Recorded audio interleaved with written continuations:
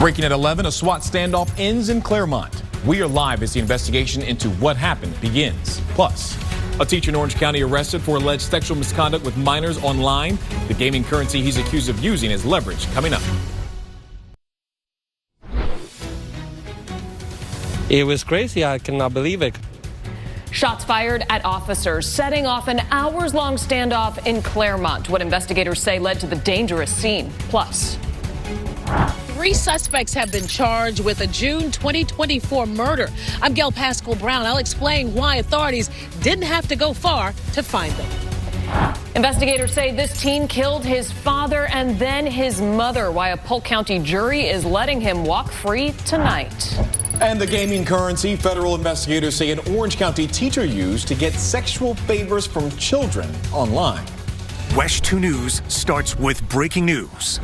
And then breaking news tonight at 11, police walk into an ambush, setting off an hours-long standoff in an apartment complex in Claremont. You're watching WESH News at 11. I'm Stuart Moore. And I'm Michelle Imparato. Police say 2 people were found dead at the end of the dangerous situation. All of this unfolded at the Cottonwood Apartments on Oakley-Seaver Drive just before 4 o'clock today. That's where our Haley Crumblehome is live tonight. And Haley, this impacted people living there for hours.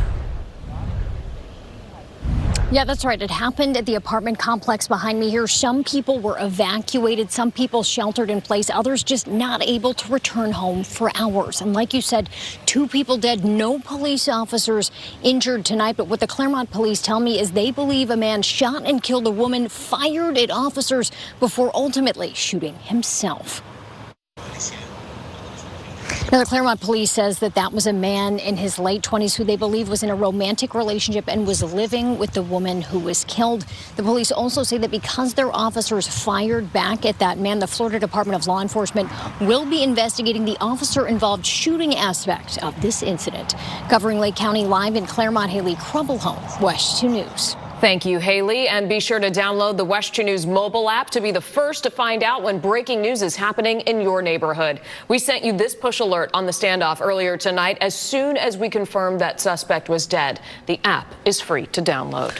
Oh, new tonight at 11, you are watching the moment. Orlando police took down a man they say threatened a store clerk with a knife. Investigators say Rodney Clemens was upset over the price of a drink and a cigar. So he pulled out a knife out of his backpack and threatened to kill a 7-Eleven clerk. This happened last night on Edgewater and West Colonial Drive. Victim says Clemens also pushed stuff off of a table and threw a bottle at him. When officers arrested Clemens, they found a knife and crack cocaine on him. Also new tonight at 11, a man is in jail after Fruitland Park police say he jumped out of a stolen car during a high-speed chase. Get on the ground. You're going to get dog bit. I'm going to release my dog, bro. Officers found Montrell Simpson on North Dixie Avenue and chased after him into a retention pond and woods. The officer was able to tase Simpson while jumping a fence. Stay on the ground right now. I'll stay on the ground. Stay on the ground. Do not reach for anything. Please, sir. Lay on the ground.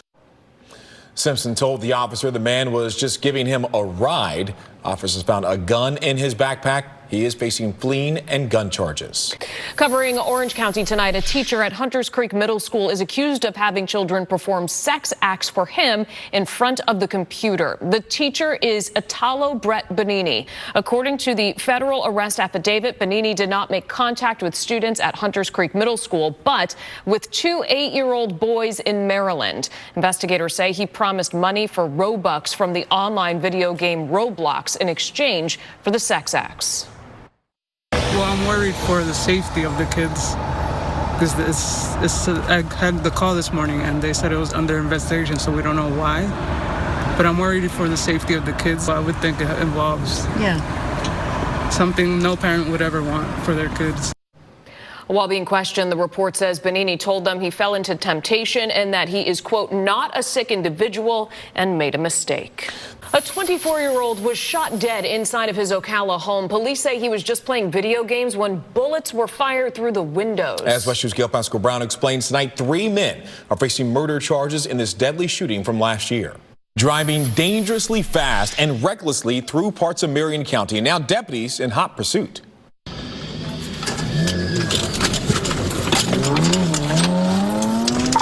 Marion, we're going to be 10. There is minor traffic. Deputies spotted the driver speed out of a club parking lot and then refused to stop for a traffic stop. The chase reached speeds more than 100 miles per hour. Deputies eventually forcing that car off the road. Don't move! Don't move! What in the world were you thinking? And now that driver, Al Johnson Jr., is facing fleeing charges. Orlando police need your help finding a driver who hit a bicyclist. Take a look at your screen. Right there is the moment where we freeze it before that car hits the bicyclist. That crash was caught on this traffic camera back on January 3rd. You see that black SUV hit the bicyclist at South Kirkland Road and Raleigh Street and then just keep going. The bicyclist was seriously hurt. Police say the SUV might be a Honda CR-V or a similar SUV. Be sure to call Crime Line if you recognize it. First, he wasn't charged with killing his dad. Now, a 17-year-old in Polk County is a free man after being accused of killing his mom, while a jury acquitted him of murder this afternoon. Plus, 50 states, 50 protests. Why thousands of people nationwide were demonstrating against the Trump administration. And new reaction after President Trump suggests the U.S. will take over the Gaza Strip. Tony. And outside right now, things are pretty good. Visibilities are in good shape, but later on tonight, some Gulf sea fog can move into western Marion County. Because of that, we have a dense fog advisory through 10 a.m. in western Marion County. Fog forecast straight ahead. Greg Fox on the next WESH 2 investigates. During the COVID-19 pandemic, when we were all fighting to stay healthy, businesses were struggling to keep their doors open. Crooks were stealing our money. They're taking it from all of us. Sports cars, multi-million-dollar mansions, COVID loan fraud. We talked with the top local prosecutor who's fighting to get our money back. WESH 2 investigates tomorrow at 6.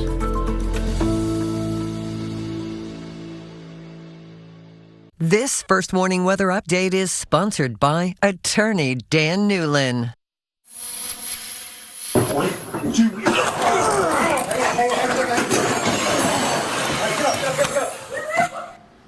Let me explain what's happening there. New tonight, Tampa police officers had to rush to save a man after he got pinned by the car he was working on. They all worked together to lift that car off of him. The department posted this incredible video on Facebook saying their quick actions and teamwork were instrumental in saving that man's life.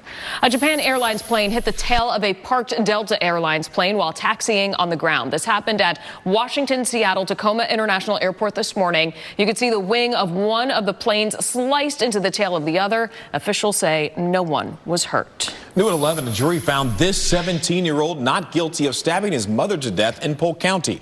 Originally, deputies say Colin Griffith called 911 saying his mom fell on that knife during an argument, but deputies say he stabbed her. Griffith's attorneys claimed the death last September was self-defense.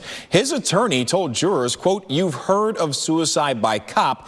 Isn't it reasonable to think that Kathy committed suicide by son?"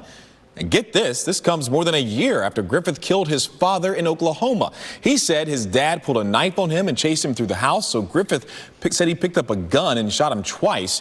He also claimed self-defense and was never charged in that case.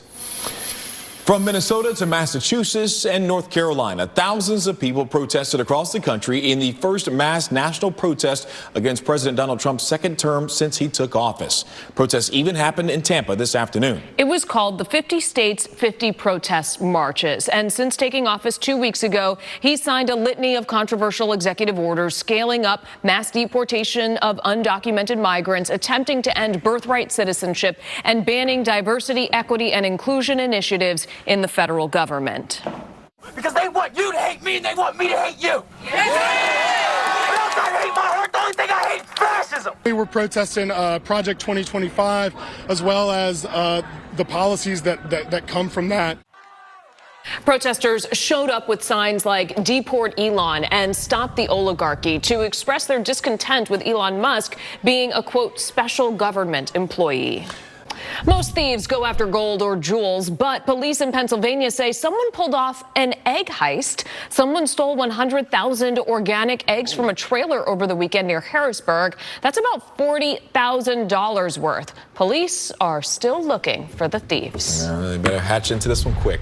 There's a stretch there. Let's talk weather now. Was Tony, not good. you had a great day today because it's the first morning weather summit and coinciding with severe weather awareness. Yeah, exactly. It's the third year in a row we've done this. We bring emergency managers in. We bring the weather service from Tampa Bay, Melbourne, and Jacksonville. They all come down. We all kind of talk about what happened last hurricane season. What can we do to gear up for the upcoming hurricane season? And you know, when you talk to the fellow emergency managers, you get some great story ideas, and we picked up quite a few of them today that you'll see over the next couple of months leading into our hurricane special sometime late May and early June. And I appreciate everybody coming in today from all over Central Florida. It was a great workshop today. All right, let's begin with a look now at your updated 7-day forecast here. I want to talk about those warm temperatures, 80 to 85 right through the next 7 to 10 days with very little rain. And we've got a Super Bowl this weekend here locally. It's going to be quite warm if you're hosting that party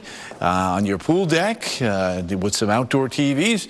Just know that you're likely going to need that sunblock because it's going to be awfully warm. And the February sun angle is starting to get higher and higher, meaning that the burn factor is starting to creep back up. We'll get a little rain there on Monday, not a lot. And then Tuesday and Wednesday, right back up to the mid-80s. Let's take a look now at Tower Cam over towards Port Canaveral.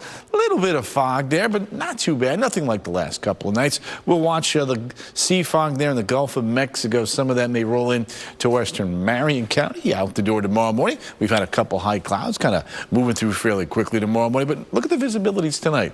This is way better than where we've been the last couple of mornings. You can start to see the sea fog rolling in off of the Gulf of Mexico and may make it into western Marion County by daybreak tomorrow morning. Because of that, we have that dense fog advisory in effect through 10 a.m. As we roll out Fog Tracker here for you, it's hitting at some fog along the coast, but it's also hinting at some patchy fog through the interior as we go through daybreak tomorrow morning. Kellyanne, of course, will guide you through all of that. Out the door come very early tomorrow morning, beginning at 4:30. Patchy fog through about 7, 8 o'clock, burning off very quickly tomorrow and heating up very quickly. So morning lows about 10 degrees above the norm here. Orange City, down towards Disney, over towards Wedgefield, back towards Oviedo, and then over towards Zellwood and Apopka. Up to the north, more of the same here. Upper 50s north, low and mid 60s off towards the south and the east. And when you take a look down at the setup for Thursday and Friday, there's that big dome of high pressure. That's going to just kind of meander back and forth, oscillate there, and just kind of sit off our coast, meaning that we'll have to watch rip currents, and we'll have to watch out for some patchy sea fog the next couple of mornings, both in the Gulf and along the eastern side of the peninsula. Look at the temperatures now here tomorrow afternoon. The calendar may say early February, but it certainly looks like it's almost the middle and latter half there of May. So again, something we're going to be watching the next 7 to 10 days. Very warm temperatures here. And with an offshore flow of air tomorrow, even the beaches will be a bit warmer. And as we take a look now at that 12-hour forecast for Melbourne, afternoon highs tomorrow getting awfully close to that 80-degree mark, making the beach tempting. Let's take a look now. Saturday and Sunday, high pressures to the south. Front drops on in, kind of pushes that off towards the south and the east. We may muster up a couple of showers on Monday, but really the story out ahead of the front, a record and near-record heat for Leesburg as we head into Saturday afternoon. Now, looking farther in time here, that warm weather is going to stick around right through the Daytona 500. And when you look at the computer models here for Saturday and Sunday, they're not giving us very much precipitation at all, which bodes well for the track. We don't want any rain for the folks on the track there. 79, 75, 73. This is a long way out. Keep checking back in if you're getting your NASCAR tickets for the big races for Speed Weeks. All right, 7-day forecast, 80 to 85 by day, 60 to 65 by night. Great stretch of spring-like weather. WESH 2 Sports is sponsored by Mullinax Ford, Florida's largest Ford retailer. For upfront pricing and no dealer fees, shop Mullinax, where car buying is simple, easy, fun. Now, WESH 2 Sports, sponsored by Mullinax Ford. It's a tough stretch. You know, we've been losing a lot, so we just got to lean on each other.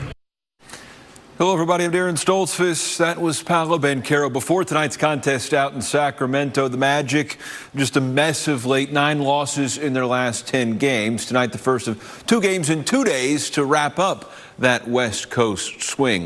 That's a special young man, 1,800-plus yards on the ground, 22 touchdowns.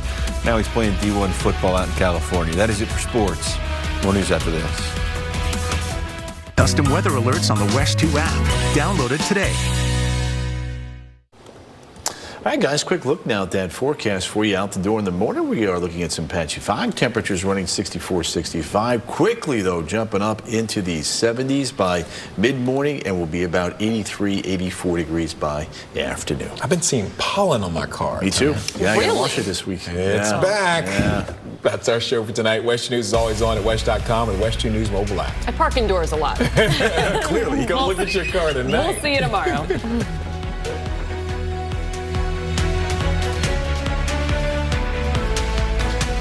Thank you for watching WESH 2 News at 11. For news, weather, and traffic in the morning, start your day with WESH 2 News Sunrise. Tomorrow starting at 4:30.